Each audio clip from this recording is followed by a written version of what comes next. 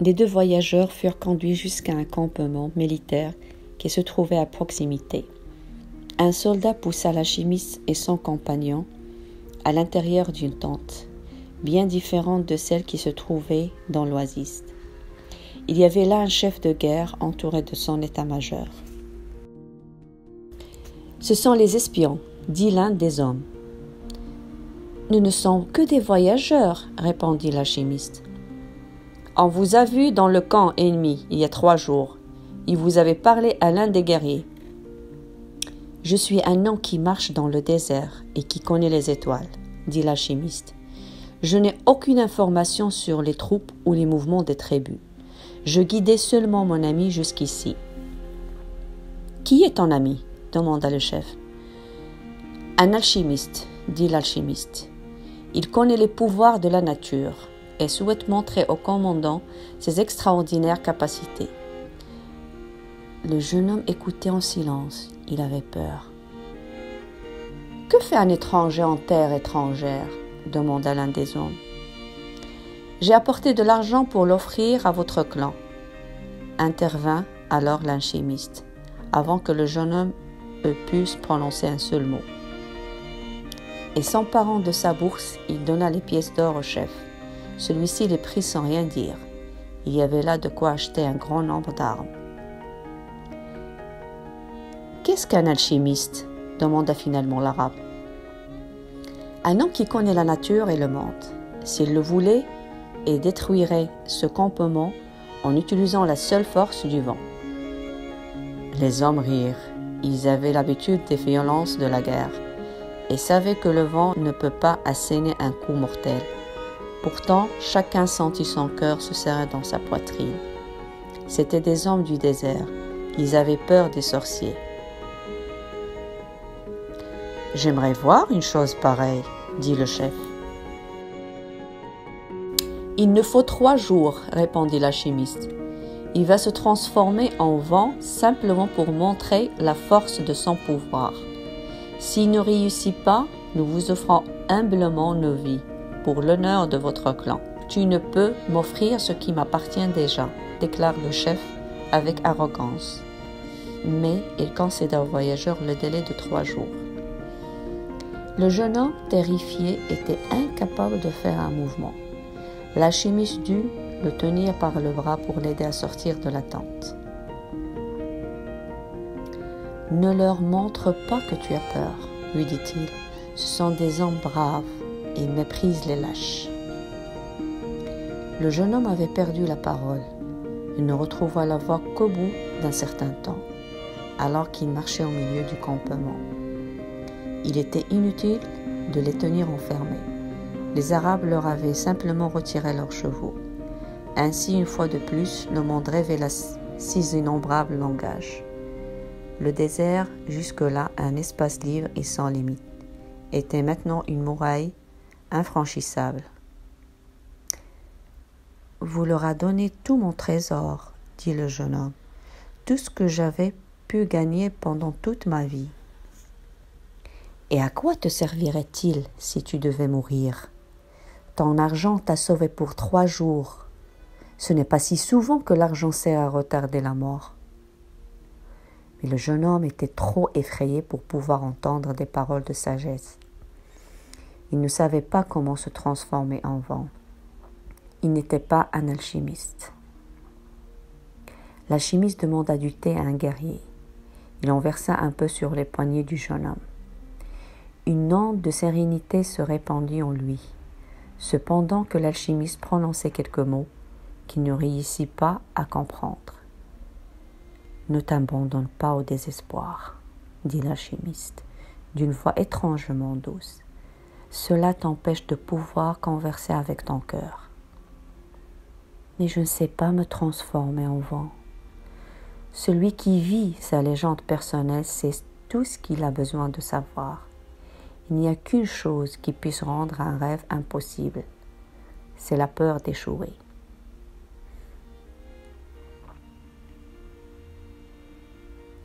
« Je n'ai pas peur d'échouer. Simplement, je ne sais pas me transformer en vent. » « Eh bien, il faudra que tu apprennes. Ta vie en dépend. » Et si je n'y arrive pas?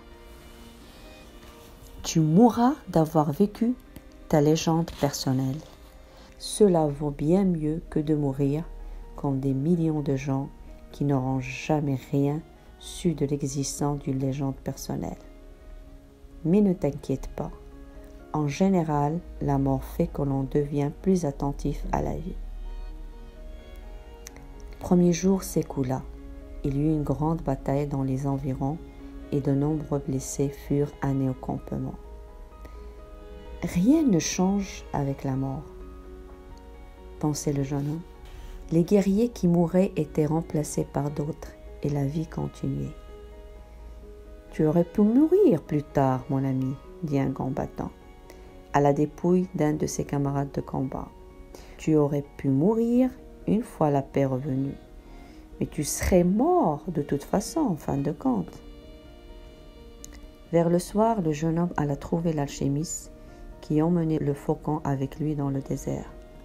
« Je ne sais pas me transformer en vent, » répéta-t-il encore. « Souviens-toi de ce que je t'ai dit, le monde n'est que la partie visible de Dieu. Et l'alchimie, c'est simplement amener la perfection spirituelle sur le plan matériel. » « Que faites-vous ? » ?»« Je nourris mon faucon. »« Si je ne réussis pas à me transformer en vent, nous allons mourir, » dit le jeune homme. « À quoi bon nourrir le faucon ? »« Toi, tu mourras, » répondit l'alchimiste. « Moi, je sais me transformer en vent. »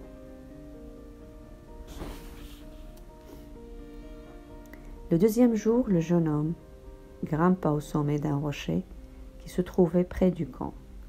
Les sentinelles le laissèrent passer. Ils avaient entendu parler du sorcier qui se transformait en vent et ne voulaient pas l'approcher. De plus, le désert constituait une grande muraille infranchissable. Il passa le reste de l'après-midi de cette deuxième journée à regarder le désert. Il écouta son cœur et le désert écouta la peur qu'il habitait. Tous deux parlaient la même langue. Le troisième jour, le chef suprême rassembla autour de lui ses principaux officiers. « Allons voir ce garçon qui se transforme en vent, » dit à l'alchimiste. « Allons, » répondit celui-ci. Le jeune homme les conduisit à l'endroit où il était venu la veille. Puis il demanda à tous de s'asseoir. « Cela va demander un peu de temps, » dit-il. « Nous ne sommes pas pressés, » répondit le chef suprême.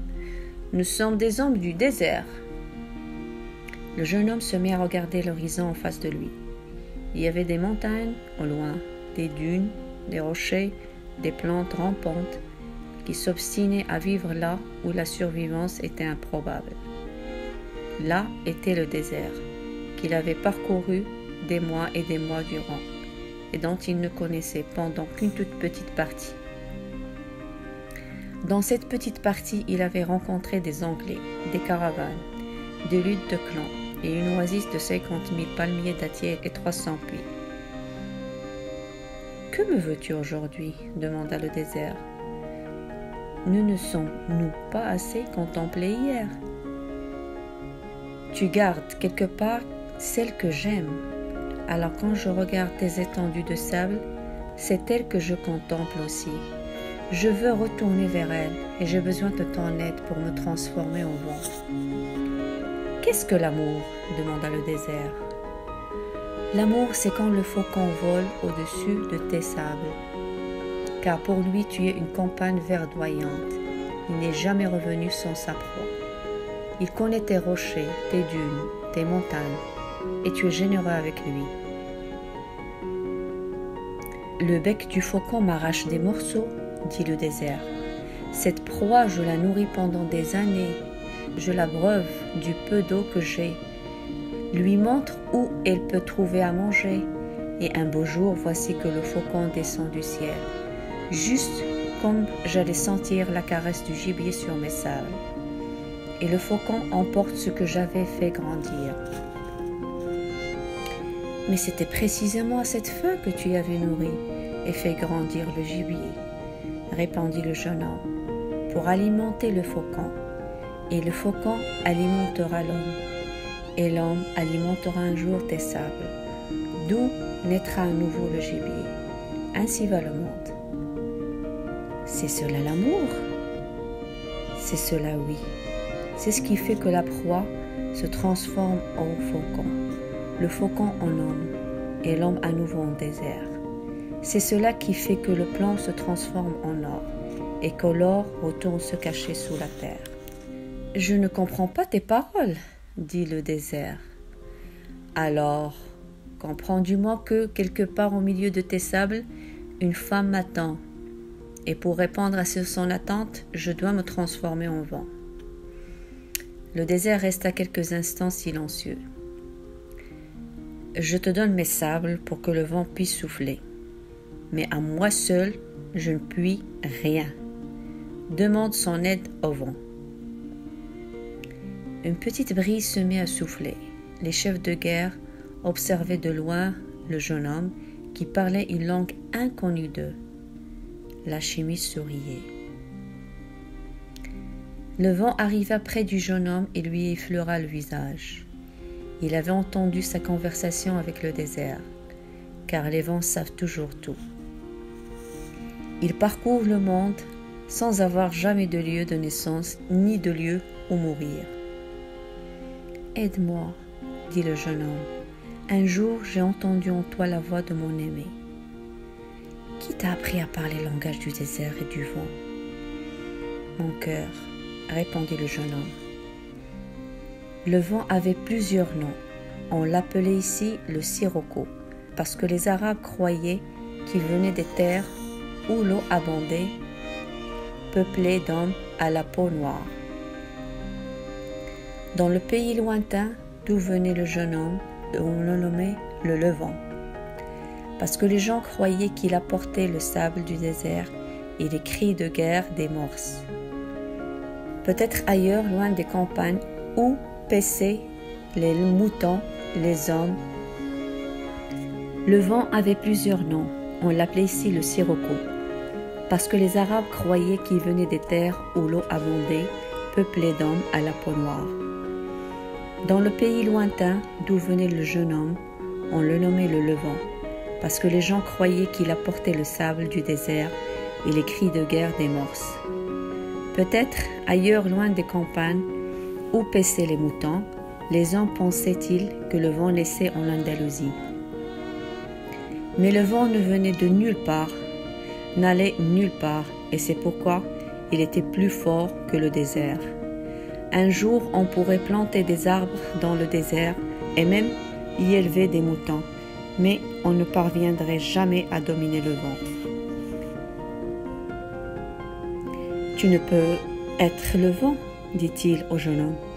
Nos natures sont différentes. »« Ce n'est pas vrai. J'ai appris les secrets de l'alchimie, tandis que je parcourais le monde avec toi.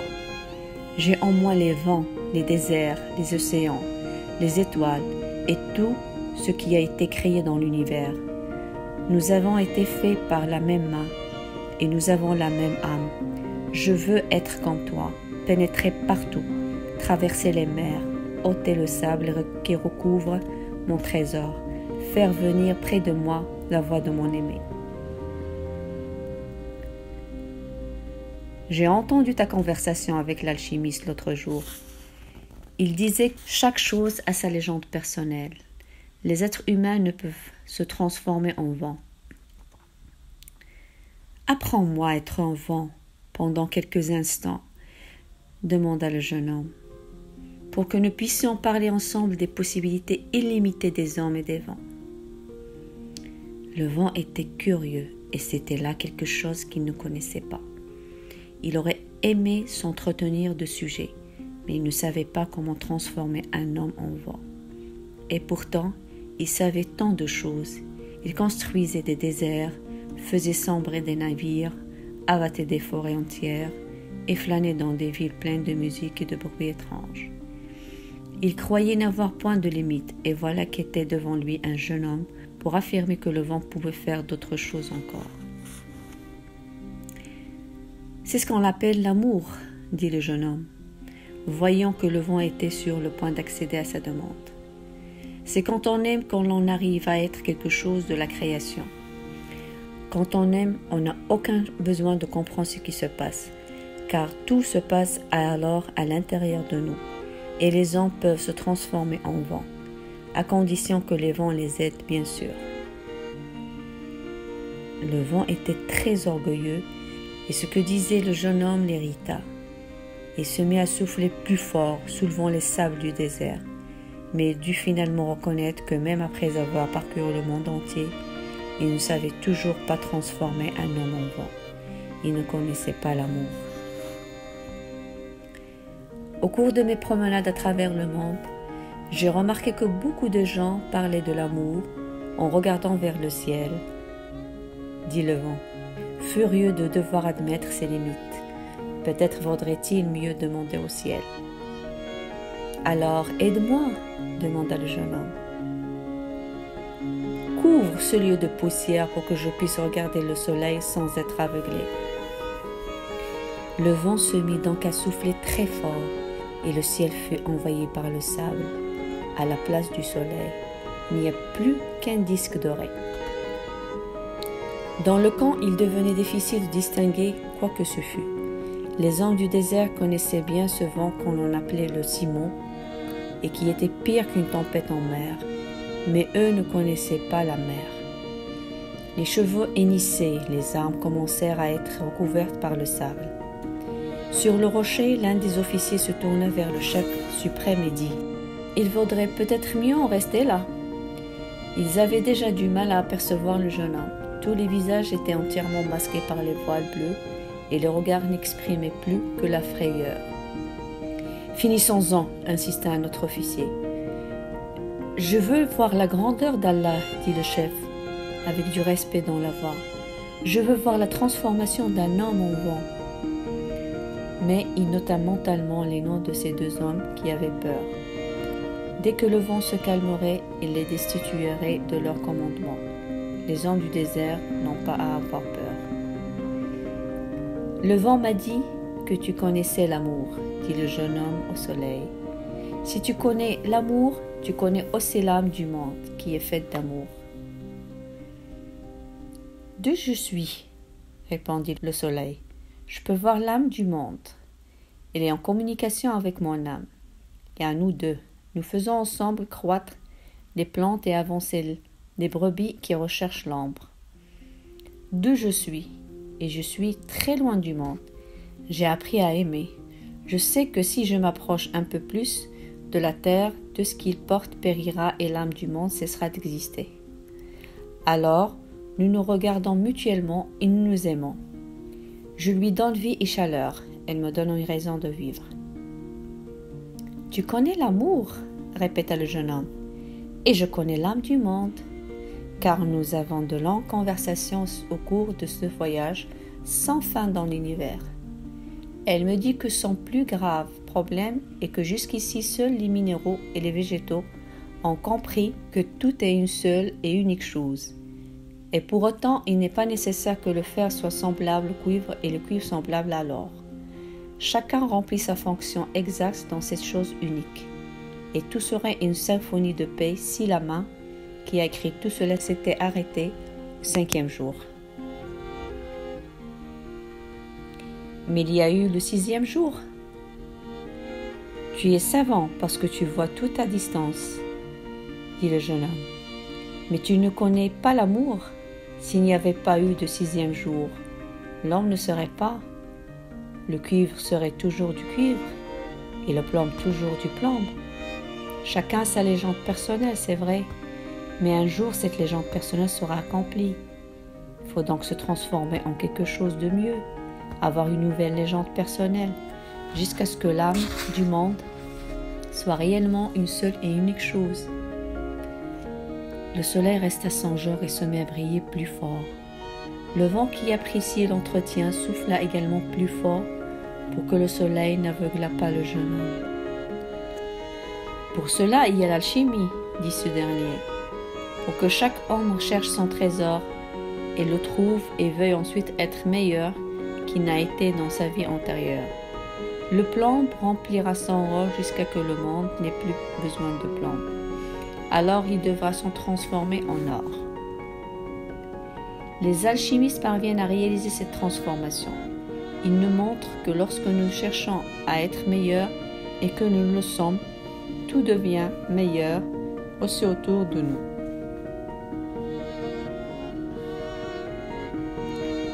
« Et pourquoi dis-tu que je ne connais pas l'amour ?» demanda le soleil. « Parce que l'amour ne consiste pas à rester immobile comme le désert, ni à courir le monde comme le vent, ni à tout voir de loin comme toi. L'amour est la force qui transforme et améliore l'âme du monde. Quand je suis entrée en elle pour la première fois, j'ai cru qu'elle était parfaite. Mais ensuite j'ai vu qu'elle était le reflet de tout ce qui a été créé, qu'elle avait aussi ses guerres et ses passions. C'est nous qui alimentons l'âme du monde, et la terre sur laquelle nous vivons sera meilleure ou sera pire selon que nous serons meilleurs ou pire. C'est là qu'intervient la force de l'amour, car quand nous aimons, nous voulons toujours être meilleurs que nous ne sommes.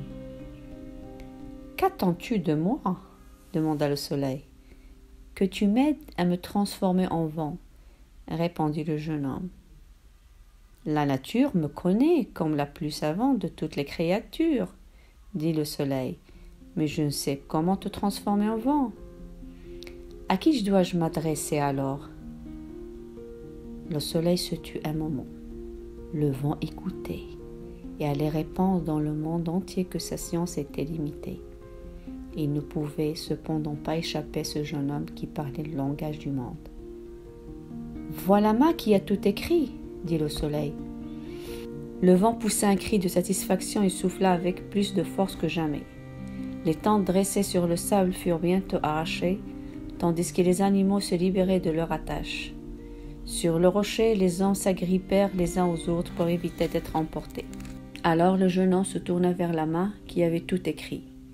Et au lieu de dire le moindre mot, il sentit que l'univers demeurait silencieux et demeura silencieux de même. Un élan d'amour jaillit de son cœur et il se mit à prier. C'était une prière qu'il n'avait encore jamais faite, car c'était une prière sans parole et par laquelle il ne demandait rien. Il ne remerciait pas d'avoir pu trouver un pâturage pour ses moutons. Il n'implorait pas d'arriver à vendre davantage de cristaux. Et il ne demandait pas que la femme qu'il avait rencontrée attendue à son retour. Dans le silence qui s'ensuivit, il comprit que le désert, le vent, le soleil cherchaient aussi les signes que cette main avait écrits, qu'il voulait suivre leur route et entendre ce qui était gravé sur une simple émeraude. Il savait que ces signes étaient dispersés sur la terre et dans l'espace, qu'ils n'avaient en apparence aucune raison d'être, aucune signification, que ni les déserts, ni les vents, ni le soleil, ni les hommes enfin ne savaient pourquoi ils avaient été créés. Mais cette main avait, elle, une raison pour tout cela, et elle seule était capable d'opérer des miracles, de transformer des océans en déserts et des hommes en vent, parce qu'elle seule comprenait qu'un dessein supérieur poussait l'univers jusqu'à un point où les 6 jours de la création se transformeraient en grande œuvre. Et le jeune homme se plongea dans l'âme du monde, et vit que l'âme du monde faisait partie de l'âme de Dieu, et vit que l'âme de Dieu était sa propre âme, et qu'il pouvait dès lors réaliser des miracles. Le ciment souffla ce jour-là, comme jamais encore il n'avait soufflé. Pendant des générations, les Arabes contèrent la légende d'un jeune homme qui s'était transformé en vent et qui a failli balayer un campement, défiant la puissance du plus important des chefs de guerre du désert. Quand le ciment eut cessé de souffler, tous portèrent leur regard vers l'endroit où se trouvait le jeune homme. Il n'était plus là, mais se trouvait à côté d'une sentinelle presque entièrement recouverte de sable qui surveillait l'autre côté du camp. Les hommes étaient épouvantés par la sorcellerie. 2 personnes cependant souriaient. L'alchimiste parce qu'il avait trouvé son véritable disciple et le chef suprême parce que ce disciple avait entendu la gloire de Dieu. Le lendemain, le chef fit ses adieux au jeune homme et à l'alchimiste. et les fit accompagner par une escorte jusqu'à l'endroit où ils souhaiteraient se rendre.